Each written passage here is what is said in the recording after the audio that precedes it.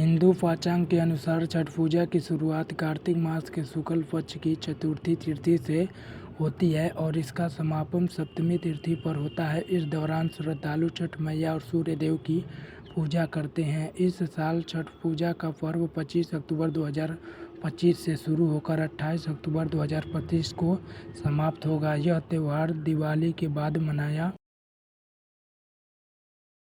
जाता है और मुख्य रूप से बिहार, झारखंड और उत्तर प्रदेश में बहुत धूमधाम से मनाया जाता है। छठ पूजा का व्रत संतान की लंबी आयु के लिए रखा जाता है। छठ पर्व की शुरुआत नहाए खाए के साथ होता है। दूसरे दिन को खरना कहा जाता है। इस दिन पूरे दिन निर्जल उपवास रखा जाता है। तीसरे दिन संध्या अर्घ्य होता है। इस दिन डूबते हुए सूर्य देव को दूध और जल से अर्घ्य दिया जाता है।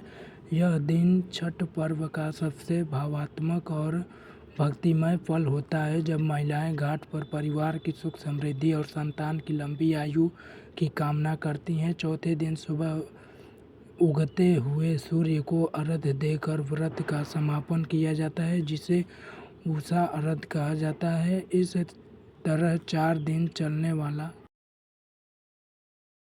यह पर्व श्रद्धा, संयम और सूर्य भक्ति का प्रतीक। छठ पूजा के 4 दिन।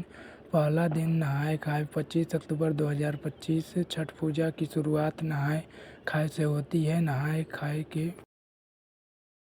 दिन पूरे घर की साफ सफाई की जाती है और स्नान करने के बाद व्रत का संकल्प लिया जाता है। इस दिन चना दाल, कद्दू की सब्जी और चावल का प्रसाद ग्रहण किया जाता है। अगले दिन खरना से व्रत की शुरुआत होती है। दूसरा दिन खरना 26 अक्टूबर।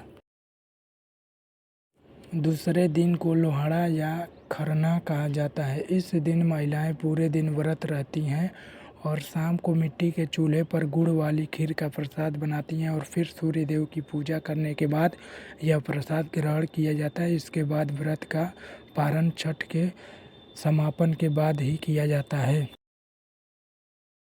तीसरा दिन संध्या अर्घ्य है 27 अक्टूबर। तीसरे दिन सूर्य देव की पूजा होती है। डूबते हुए सूर्य को जल और दूध से अर्घ्य दिया जाता है। इस दिन ठेकुआ, मौसमी फल और अन्य प्रसाद सूर्य देव को चढ़ाए जाते हैं। यह दिन बहुत ही विशेष माना जाता है और श्रद्धालु पूरी निष्ठा के साथ उपवास रखते हैं। चौथा दिन उषा अर्घ्य 28 अक्टूबर। अंतिम दिन सुबह उगते हुए सूर्य को अर्घ्य दिया जाता है। इसके बाद कच्चा दूध और प्रसाद ग्रहण करके व्रत का पारण किया जाता है। इस साल उषा अर्घ्य सूर्योदय के समय 6:30 बजे होगा। छठ पूजा का महत्व और लाभ। संतान सुख। जिन परिवारों में संतान नहीं है या संतान संबंधी कोई समस्या है, उसके लिए यह व्रत बहुत फायदेमंद माना जाता है। स्वास्थ्य लाभ। अगर किसी को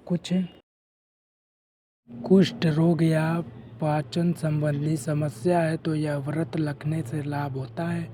कुंडली में सूर्य दोष। यदि कुंडली में सूर्य की स्थिति कमजोर है तो छठ पूजा का व्रत रखने से सूर्य की स्थिति मजबूत होती है।